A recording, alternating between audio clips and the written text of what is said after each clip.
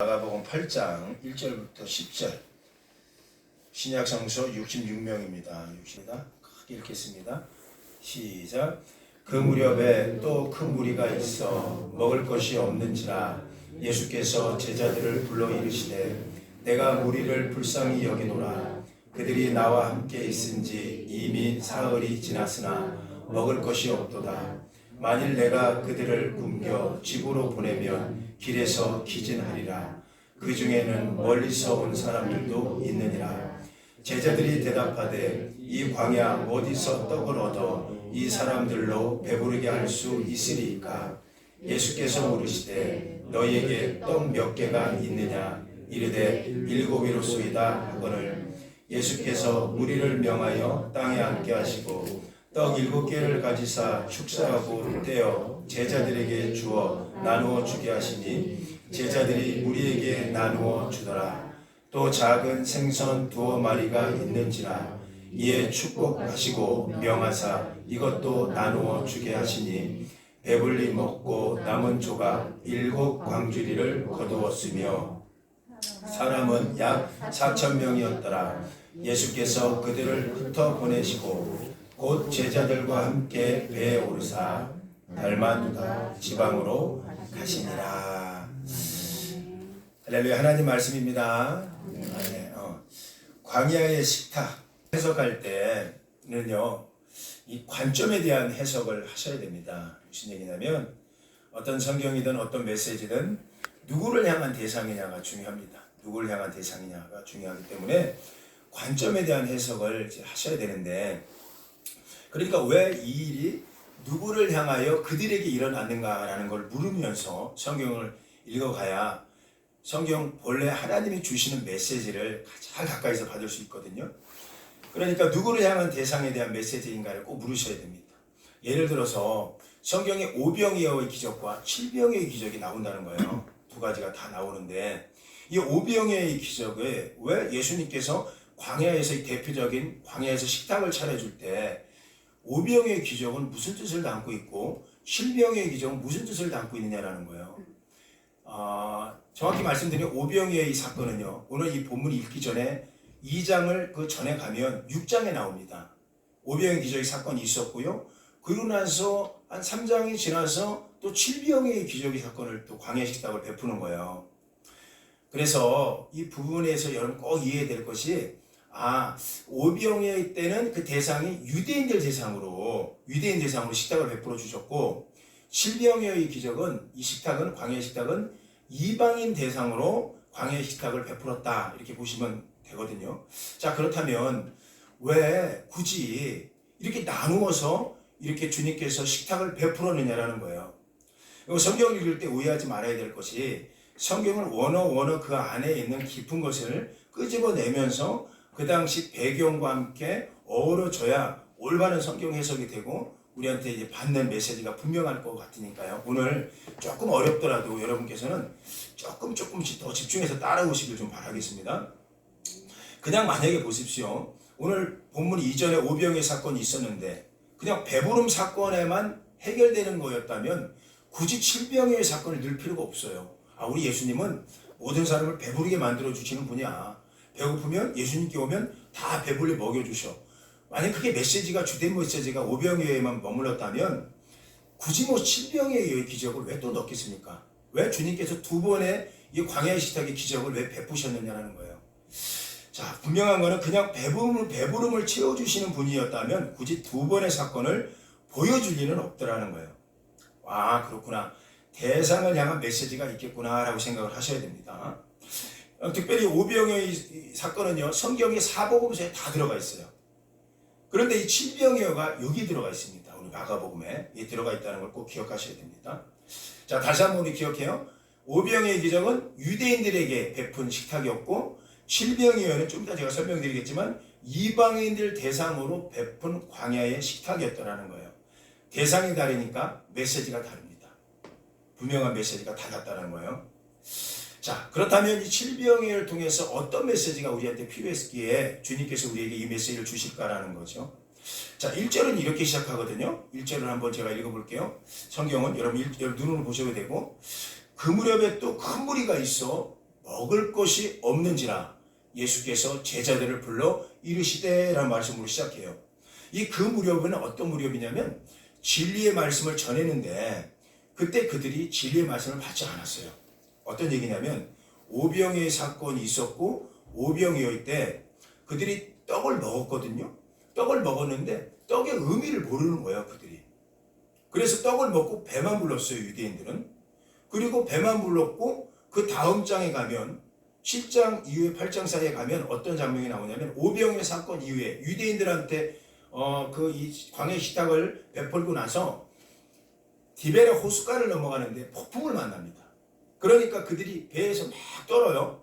그러니까 예수님이 물 위를 걸어오셨어요.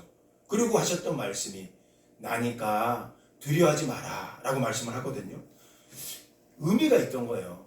그들은 그 광야에서 하나님 베푸는 식탁의 그 말씀의 식탁을 먹으면서도 이 식탁의 떡이 누군지 모르는 거예요. 그러니까 그 떡이 지금 이 배에 함께하고 함께 계신데 그분이 누구냐라는 걸 모르는 거예요. 그러니까 마음에 생명의 양식이 없는 거예요. 그러니까 자꾸 떨림이 있는 거예요. 유대인들의 단점은 그거였던 거예요. 율법은 받았지만 율법 갖고 말씀 갖고 산다고 하지만 이 말씀 안에 생명력이 없는 거예요. 그러니까 율법은 받았죠. 그러니까 오병이어는 율법 모세오경을 상징하거든요. 그러니까 그들은 말씀은 받았지만 수천 년 동안 말씀 갖고 살아갔다고 하지만 그 안에 생명력이 없어요. 그러니까 두려운 거예요. 그러니까 유대인의 실존이 그거였던 거예요. 그러니까 오병이의 떡을 아무리 먹어도 그 다음 사건에서 예수님이 떡인데 예수님이 하늘에서 내려온 생명의 떡이거든요. 그런데도 그분과 함께 동행하면서도 생명 예수를 모르고 늘 불안하고 생명 예수를 모르니까 늘 초조하고 두려움 속에 살아가는 게 유대인들의 시각이었던 거예요. 그러니까 예수님께서 나니 두려워하지 마라 라고 얘기하잖아요. 나라는 게 내가 누구지를 묻고 있는 거거든요. 내가 살아있는 떡이야. 너희 안에 내가 있어. 너는 나와 함께하고 있어. 이 유대인들이 좀 깨달았더라면 율법에 머무르지 말고 그 율법이 누구를 얘기하는 거지? 이 말씀은 누구를 얘기할까? 이걸 깨달았더라면 그들이 그렇게 살진 않았더라는 거예요. 근데 깨닫지 못하고 예수님과 함께하고 떡과 함께하는데 떡과 이동을 하는데도 떨려요. 여러분 이게 오늘날 우리의 모습 아닙니까? 우리도 살면서 예수님 믿습니다 라고 하면서 말씀은 받았지만 유대인처럼 이 생명으로 우리 안에 이 말씀이 역사하느냐라는 거예요. 생명으로 정말 오늘도 말씀 가지고 내가 말씀 그렇지. 이 말씀 우리 가정 살려내지. 이 말씀은 정말 내 영혼을 살려내지. 이 말씀으로 사느냐라는 거예요. 그냥 살면서 성경을 들고 다니는 모습 속에는 유대인처럼 들었지만 생명력이 없는 것. 그래서 오늘 이 말씀은 그 디베레 호숫가에서 예수님이 생명의 떡임을 보면서도 그 떡이 누군지도 모르고 사는 유대인들 시각에서 다시 한번 조명해보자. 그 무렵에 여러분 유대인들이 예수님을 생명의 떡으로 이해하지 못하고 있을 그 무렵이란 얘기예요. 기적을 베풀어도 그 무렵에 또 큰 무리가 있어. 여기 큰 무리는 이방인입니다. 큰 무리가 있어 먹을 것이 없는지라라는 거예요. 그러니까 시각이 유대인에서 이방인 시각으로 이제 다시 주님이 보시기 시작한 거예요. 먹을 것이 없는지라 예수님께서 제자들을 불러 이르시되라고 말씀하는 거예요.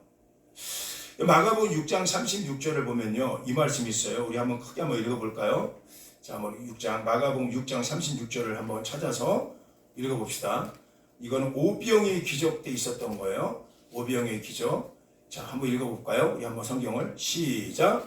무리를 보내어 두루 총과 마을로 가서 무엇을 사 먹게 하옵소서. 여러분, 이전에 오병이어는 대상이 누구였다고? 유대인이었어요. 유대인들 대상으로 오병이어 기적을 베풀 때 그때는 무리를 보내어 두루 총과 마을로 가서 무엇을 사 먹게 하옵소서. 누가 얘기하는 거예요? 제자들이 얘기하는 거예요. 제자들이 무리를 보내요. 그러니까 제자들이 먼저 먹을 것을 염려했죠. 오병이어 때는. 그래서 사 먹게 하소서라고 할 때 이 사 먹게라는 얘기는 좀 잘 따라와 보세요. 아고라조라는 헬라어가 있어요. 아고라조. 아고라는 걸 들어봤죠. 아고라당, 아고라. 유럽 가면 아고라라는 광장이 많이 있어요. 그건 뭐냐면 헬라어의 원어가 된 광장인데 시장이라는 뜻이에요. 아고라가 시장이라는 뜻이거든요. 옛날에 시장에는 많이 회당도 있었고 많이 이야기하는 곳이었죠. 그러니까 아고라조라는 단어를 저 3억 개가 쓰고 있어요. 그게 무슨 얘기냐면 이 제자들은 이 광야에서 이 떡이 나온다는 생각을 안 하고 저 시장에 가갖고 사갖고 먹읍시다 라고 이야기하고 있는 거예요. 그러니까 이 진리를 먹게 될 12 제자들이 하늘의 양식을 시장에서 살려고 하고 있는 거예요. 시장에 가. 그걸 제안을 하는 거예요. 반면에 오늘 우리가 읽은 본문에서는 예수님이 제자들을 불러요. 예수님이 제자들을 불러서 먹을 거를 주라고 하는 거예요. 그러니까 시장에 사는 게 아니라 너희 안에 먹을 게 있니? 이렇게 묻고 있는 거예요. 그러니까 다시 한번 얘기하면 너희 안에 생명의 양식이 있으면 그것 좀 나눠줘봐 라고 얘기하는 거예요. 유대인들이 있을 리가 없죠. 근데 중요한 거는 그렇게 얘기하는 건데 여기 먹을 거라고 할 때 이 먹다라는 거는 자, 조금만 더 따라와 보세요. 좀 어렵더라도 파고라는 단어를 쓰는데 유대인들 이 문학이나 이 국어에 보면요. 그들 국어에 보면 먹다라는 뜻하는 헬라어가 두 가지가 있어요. 첫 번째가 파고라는 단어를 쓸 때 먹다라는데 이거는 진리의 양식을 먹을 때 파고라는 단어를 써요. 또 하나 단어는 에스디오라는 단어인데 육신의 양식을 먹을 때는 에스디오라는 단어를 써요. 그런데 오늘 이 본문에서 예수님이 불쌍히 여기면서 큰 무리가 있어 먹을 것이 없는지라 할 때 이 먹을 것은 파고라는 단어를 쓴 거예요. 헬라어로. 그러니까 영적인 양식을 먹게 하겠다는 얘기였어요. 지금 여기 광야에서. 그냥 배만 부르겠다는 게 아니라 영적인 양식을 먹이고 싶어하는 예수님의 마음이 그 안에 있었던 거예요. 그래서 2절을 한번 볼까요? 우리 2절을 한번 오늘 본문의 2절을 한번 크게 한번 읽어볼까요? 2절 한번 읽어봅시다. 시작. 내가 무리를 불쌍히 여기노라. 그들이 나와 함께 있은지 이미 나흘이 되었으니 먹을 것이 없도다라고 얘기해요. 여러분 조금만 한 번만 더 복잡하지만 좀 따라와 보세요. 이걸 이해하셔야지 오늘 본문이 주는 걸 여러분 오해하지 않아요. 우리가 무슨 신학교, 신학대학도 아니고 무슨 헬라어, 히브리어 말을 하느냐 하는데 여러분 아셔야 될 부분이 있기 때문에 영어하고 한글하고 다르게요. 히브리 말, 헬라어 말은요. 가장 중요하고 강조할 것을 제일 먼저 기록합니다. 제일 먼저 기록해요. 그러니까 오늘 우리가 2절 읽었다는 거는 2절에 가장 중요하게 생각했다는 거는 불쌍히 여긴다는 이 단어였어요. 그러니까 이 단어는 불쌍히 여기다라는 거는 굉장히 중요한 의미를 갖고 있어요. 예수님이 정말 이방인들을 먼저 불쌍하게 여겼구나 생각하셔야 돼요. 애간장이 끊어지도록 불쌍히 여기는 마음이 거기 있어요. 불쌍히 여겼어요. 왜 그럴까요? 먹은 자가 볼 때요. 먹지 않는 사람을 향한 마음이 거기 있던 거예요. 그러니까 저는 이런 생각을 하거든요. 우리 안에 복음이 있어요. 우리 안에 정말 끓는 생명의 복음이 있어요. 이거 먹어보지 않은 사람 몰라요. 먹은 사람은요. 이걸 전하고 싶어갖고 저 사람들 먹이고 싶어갖고 정말 스피링크 조마이라는 단어를 쓸 정도로 애간장이 녹는 사람들이 있어요. 내가 받았기 때문에 내가 먹어봤기 때문에 이걸 주고 싶은 마음이에요. 그러니까 예수님은 진리잖아요. 진리를 깨달은 자는 진리를 모르는 자를 향한 마음이 있어요. 정말로. 이 진리가 있기 전에는 나 아무것도 모르겠어. 근데 진리가 있어요. 이 구원의 열정이 있어요. 예수님이 있는 사람은요. 정말 이 말씀 있는 사람은 그냥 있지 못해요. 먹이고 싶어갖고.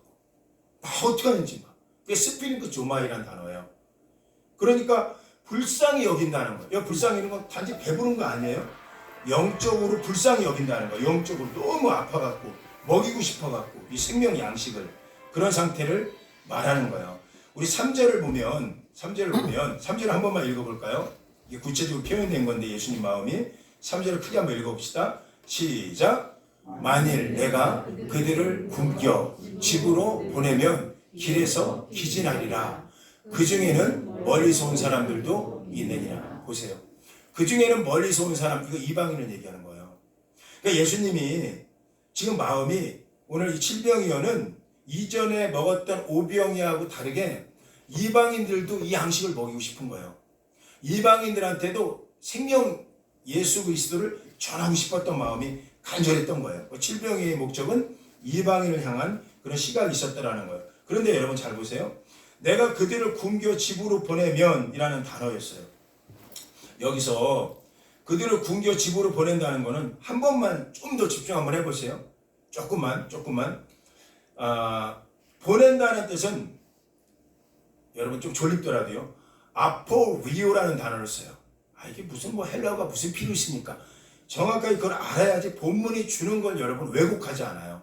성경 왜곡하면 큰일 나기 때문에 아포리오인데 이 아포로는 어디부터 뛰어나서 떨어져서라는 뜻이고 리오라는 건 얘기는 풀어버리다라는 뜻이에요.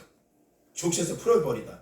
그러니까 굶겨서 집으로 보내면이라는 거는 굶겨서 그냥 풀어주면 기진하리라 라는 단어가 에클리오라는 단어를 쓰는데 에크도 마찬가지예요.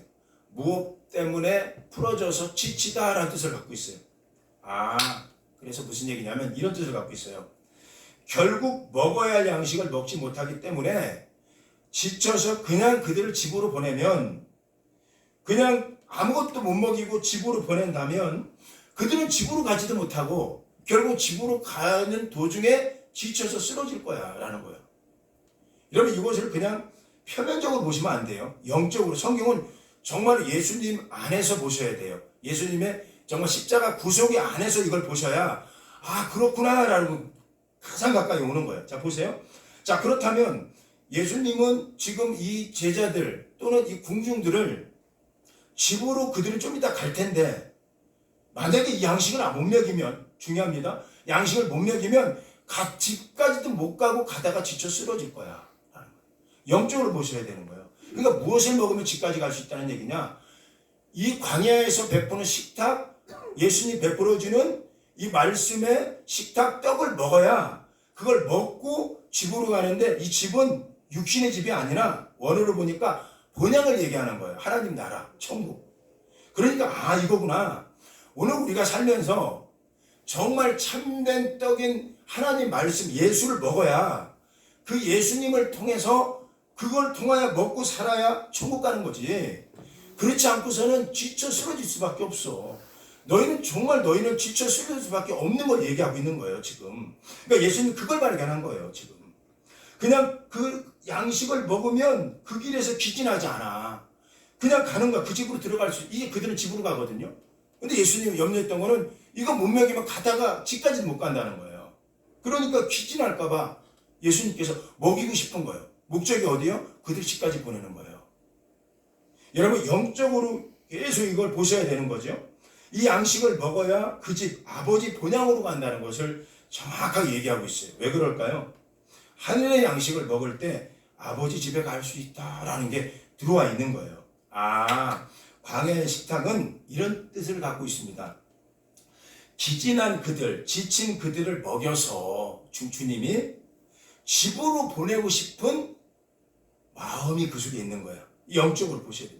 그냥 단지 먹고 불리는 문제가 아니라는 거예요. 그런데 제자들이 묻죠. 4절에 보니까 우리가 이것을 어떻게 할 수 있습니까? 라고 묻는 거예요. 4절에. 이 얘기 뭐냐면 어디로부터 이들을 광야에 있는 떡을 먹을 수 있습니까? 이런 얘기예요. 그리고 중요한 거는 누가 이 떡을 배부르게 먹게 할 수 있겠습니까? 라고 묻는 질문이었어요. 자, 여기서 아주 중요한 게 나오는데 여러분 보십시오. 요한복음 6장 32절 보면 저 문제, 저 질문에 대해서 해결되는 부분이 있어요. 자, 요한복음 6장 32절 한번 읽어볼까요? 자, 한번 크게 한번 읽어봅시다. 시작.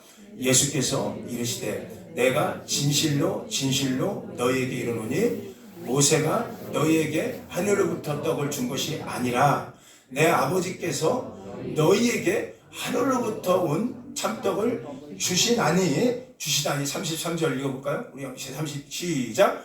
하나님의 떡은 하늘에서 내려 세상에 생명을 주는 것이니라. 35절 4절 5절 읽어보시죠. 시작. 예수께서 이르시되 나는 생명의 떡이니 내게 오는 자는 결코 줄이지 아니할 터이요 나를 믿는 자는 영원히 목마르지 아니하리라. 이게 무슨 얘기냐면 내가 생명의 떡이야 라고 얘기하고 있는 거야. 그러니까 이 떡은, 이 생명의 떡은 생명의 떡이기 전에 이 떡을 먹이는 분이 누굴까? 광야에서 먹이는 분이 예수님이란 얘기죠.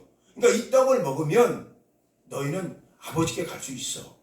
그런데 이 떡은 유대인들이 먹는 거하고 달라. 유대인들이 이거 먹고 그 떡이 어디서 나는지는 몰라. 그러나 이방인인 너희는 지금 갈급하잖아. 오늘 예수님 오시면 안 되잖아. 오늘 정말 유대인들은요, 수천 년을 하나님을 믿었지만 율법으로만 믿었어요. 모세 오경으로만. 먹고 끝나요. 그 다음 되면 또 배고프다고 그래요.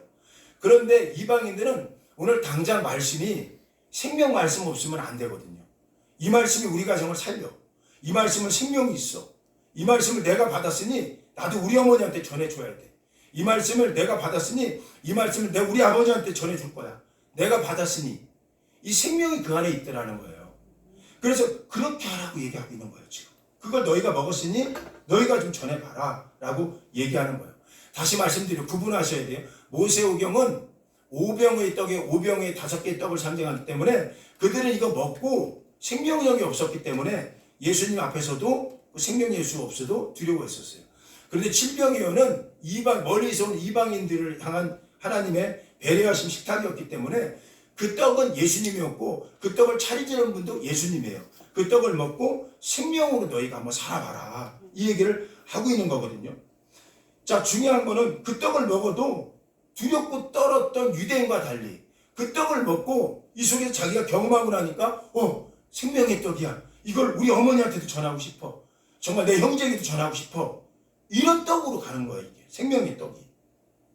여러분, 율법은요 한계가 있어요. 5병의 떡은 한계가 있어요. 그런데 오늘 본문에 왜 7병어라고 얘기하냐. 7병어는 7개의 떡은 한계가 없기 때문에 그런 거예요. 왜냐하면 7이라는 숫자를 여러분 잘 보셔야 되는데 7이라는 숫자는 완전한 숫자예요. 그래서 하나님의 천지를 만들 때 첫날과 마지막 날 7에는 햇바라는 단어를 쓰는데 햇바는 잊어버려도 좋아요. 햇바라는 뜻이 무슨 뜻이냐 이게 중요합니다. 충만하다, 완전하다는 뜻이에요. 오늘 7병의 이 기적의 떡을 7개를 먹었던 그들이 다 배불렀어요. 아, 이거구나. 생명 예수가 내 속에 들어오면 예수가 온전하게 정말 누구한테 전해지면 그건 정말 완전하게 사람들을 변화시킬 수 있겠구나라는 거예요. 저는요 오늘 8절에 보니까 오늘 8절 한번 읽어보실래요? 크게 한번 읽어볼래요? 오늘 8절 좀 크게 은혜가 받은 게 있어요. 정말 8절. 자, 오늘 보면 8절 한번 읽어보실래요? 8절만 시작. 배불리 먹고 남은 조각 7광주리를 거뒀다. 자, 아니 도대체 무엇길래 배불리 먹고 또 7광주리 풍성하게 우리가 삶을 나눌 수 있는가라는 거예요. 배불리 먹었다라는 건 그냥 배만 불렀다는 뜻이 아니잖아요. 완전하게 우리를 채워줬다는 얘기예요. 그런데 8절에 배불리 먹었다, 실컷 먹고 채워졌다라고 얘기하거든요. 근데 여기서 놀라운 거는 7절을 한번 읽어보실래요? 7절, 그 전에 7절 한번 읽겠습니다. 시작. 또 작은 생선 2마리가 있는지라 이에 축복하시고 명하사 이것도 나누어 주게 하시니. 여기서 그냥 생선 2마리는 자그만 거예요.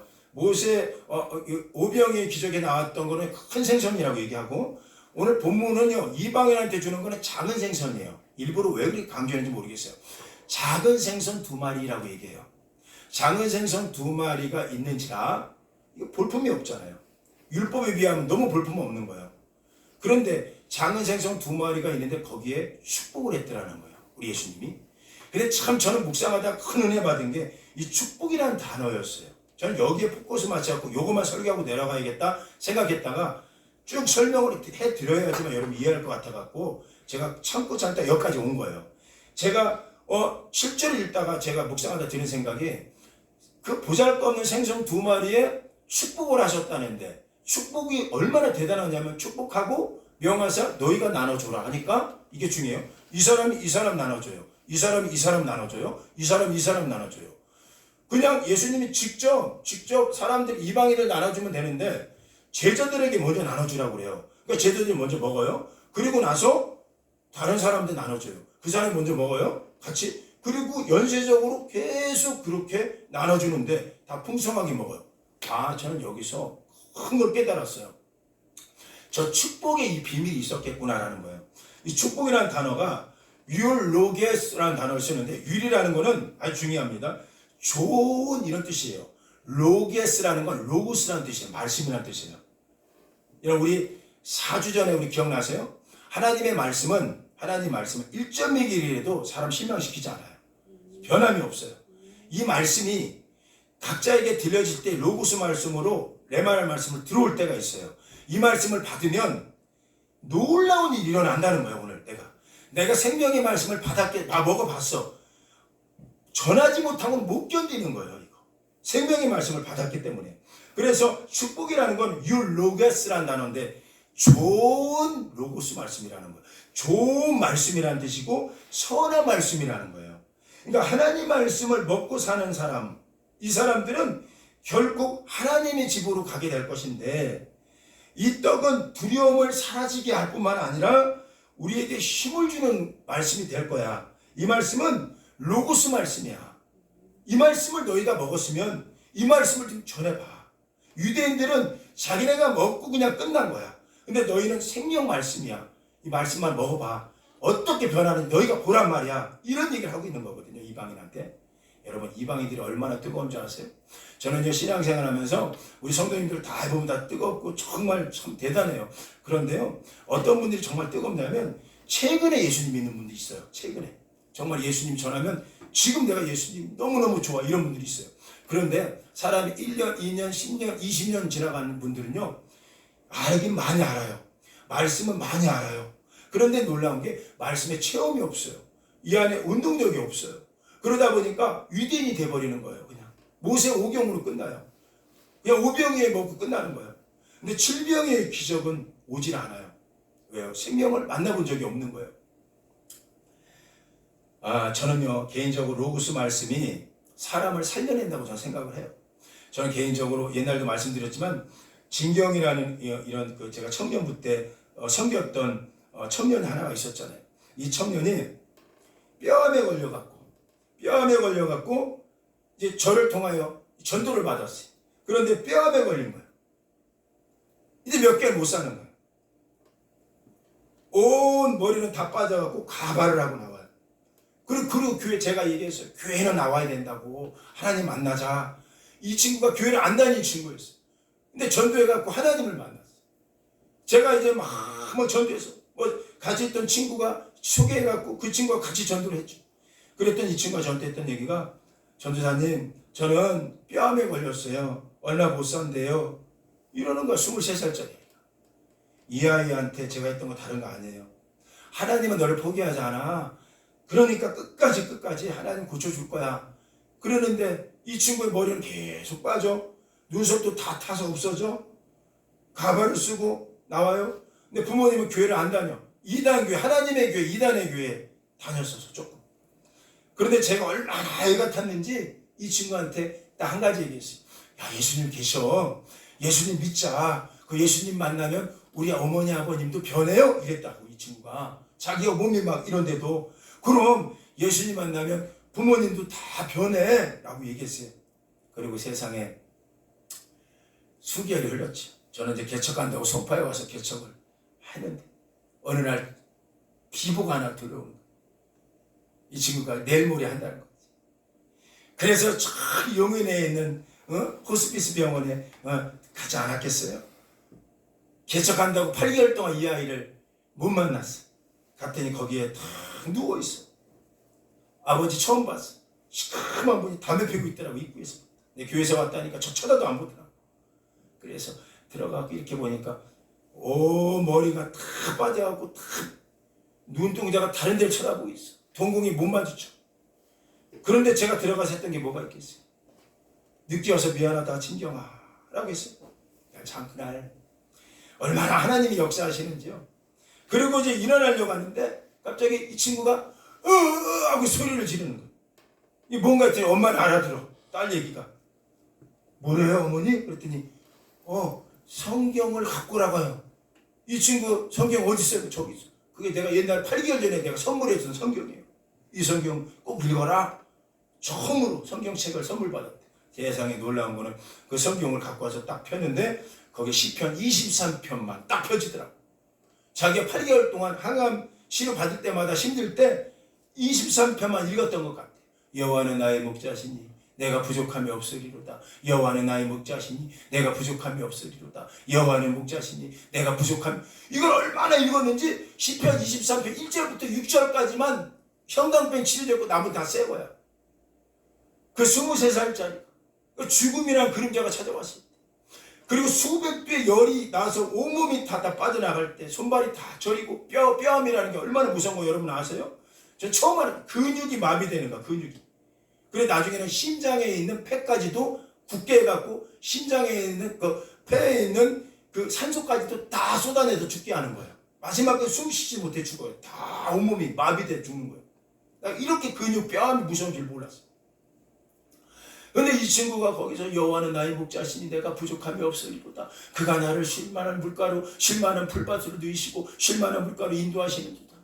내 영혼을 소생시키시고 자기 이름을 위하여 나를 의의 길로 인도하시는도다. 내가 사망의 음침한 골짜기를 지날지라도 해를 두려워하지 않을 것은 주께서 나의 지팡이가 되셔. 죽겠는데 막대기 나를 지키시나이다.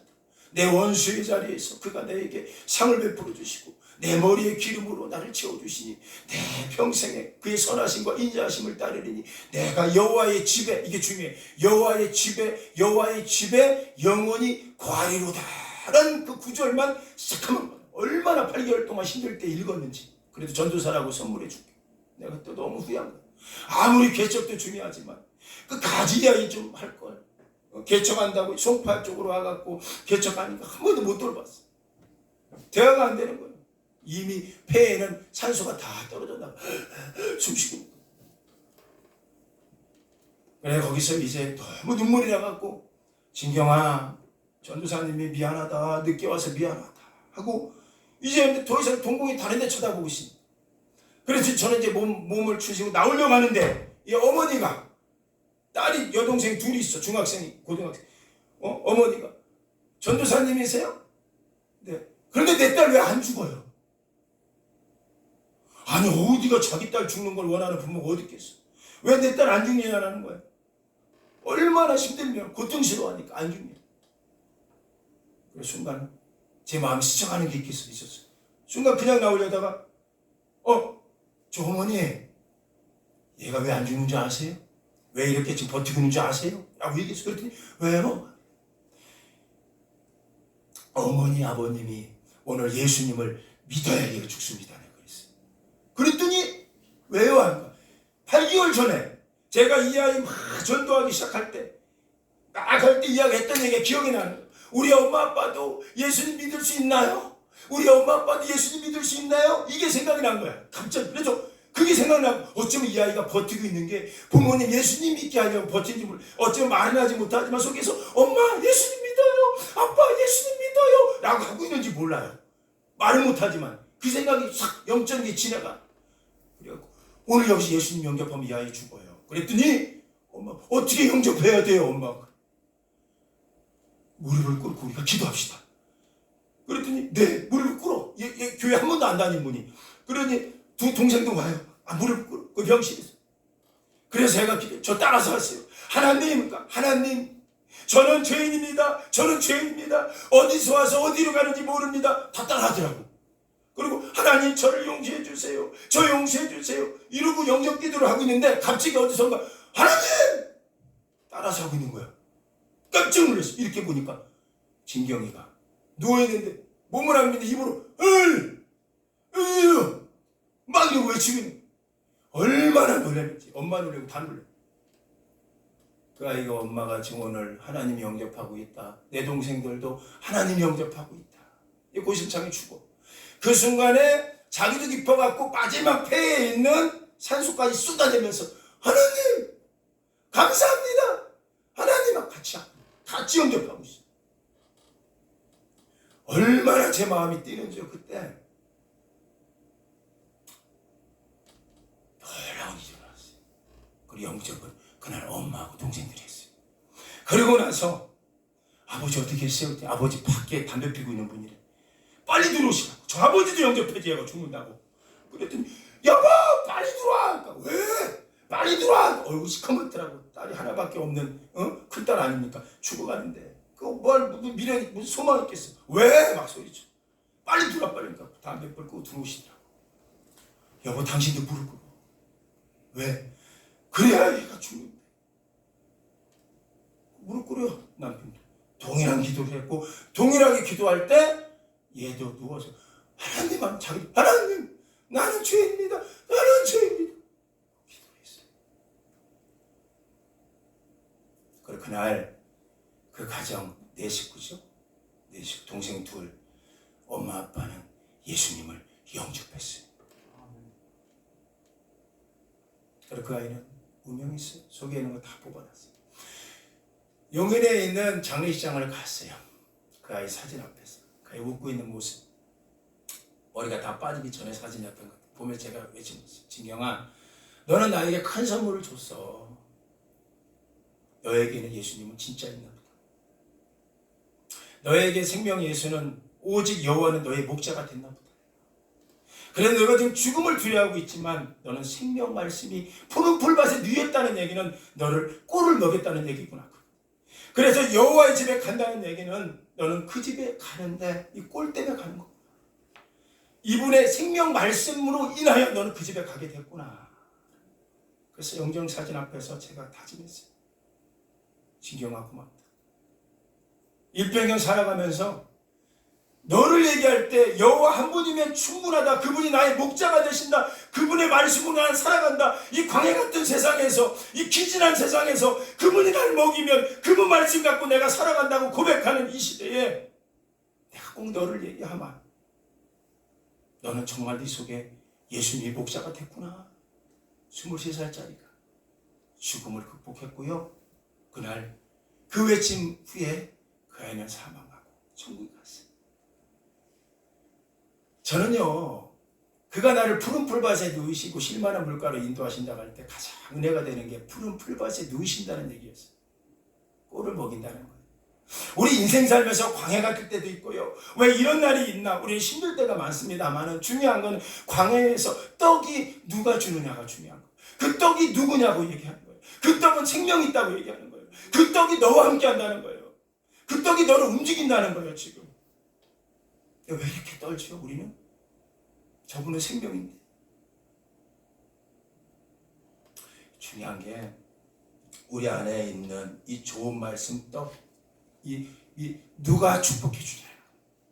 그냥 사람이 갖고 온 인생의 문제, 우리 주님이 축복하시죠. Your logos, your logos, your logos. 너희가 갖고 온 것이 your logos, 좋은 말씀으로 your logos 하고 선포하고 축복하시는 하나님이라면, 그 예수님이라면, 그 광야에서, 오늘 그 힘든 그 인생의 광야에서도 그 떡 드시고, 그 떡 먹고 배불리 먹고, 이 땅 살면서 아무리 힘든 광야 때도 그 떡만 우리 가정에 떨어지지 않는다면, 우리 가정에 그 말씀만 들린다면, 진경이처럼 그 말씀만 내가 먹었다면, 나도 이거 전하고 싶어갖고, 이거 먹이고 싶어갖고, 우리 아버지, 이거 먹이고 싶어갖고, 내 동생들, 얼마나 애를 썼을까. 장례 다 치르고 나서 어머니가 저를 불러요. 전도사님 고마워요. 장례 다 고마워요. 아니에요. 그랬더니 하는 얘기가, 저 밥을 한번 사주시오. 용인에서. 그랬더니 하는 얘기가, 전도사님 사실은 진경이가 굉장히 힘들 때 있었는데 그게 아니었나 생각 들어요. 뭐예요? 그랬더니 삼촌이 목사래. 하나님 교회 목사. 저처럼 목사라. 근데 삼촌이 와갖고 동생들을 막 포섭하더래. 하나님의 교회 쪽으로. 근데 이 아이는 말을 못하고 있을 때 아주 거의 며칠 안 남을 때였나 봐. 너무 힘들 때. 그때 갑자기 동생들을 부르더래. 삼촌 가니까. 그러더니 대놓고 동생들한테 이러더래. 너희들 믿으면 안 돼. 들으면 안 돼. 저분이 얘기하는 거 들으면 안 돼. 예수님 들어. 예수님. 동생을 구원시켜. 저는 그게 어떻게 저렇게 가능할까 생각했어요. 주께서 내 원수의 목전에서 내게 상을 차려주신다. 나에게 먹이신다. 기름으로 내 머리에 부었다. 그래 내 평생의 선하심과 인자하심이 이 광야에서도 있을 것인데 내가 여호와 집에 영원히 산다. 여러분, 오늘 본문에서 이 떡을 먹은 사람들은요, 중요한 것이 전부 집으로 돌아갔어요. 하나도 기신하지 않았어요. 그 의도가 예수님이 그게 목적이었습니다. 그 떡을 먹어야 여러분도 가정도 사는 거예요. 그 떡을 먹어야 여러분이 저 천국 가는 거라고요. 그 떡을 먹어야지 여러분이 살아나는 거라고요. 그 떡을 먹어야 기진하지 않는 거라고요. 그 떡은 하늘에서 내려온 생명의 떡이기 때문에. 모세가 준 떡은 죽은 떡이었다는 거예요. 모세가 준 율법은 너희를 살리지 못한다는 거예요. 그 율법 위에 생명된 예수님이 들어와야 살아난다. 이것이 진짜 평안이에요. 그러나 중요한 건 누가 그 광야에서 떡이 되었습니까? 예수님. 그리고 광야에서 누가 그 떡을 지금 먹이고 있습니까? 예수님이. 지금도 그 떡 먹고 배불리 먹고 우리 다 저 천국으로 영원한 집으로 다 들어가기를 예수 이름으로 축원합니다. 아멘. 자, 우리 다 자리에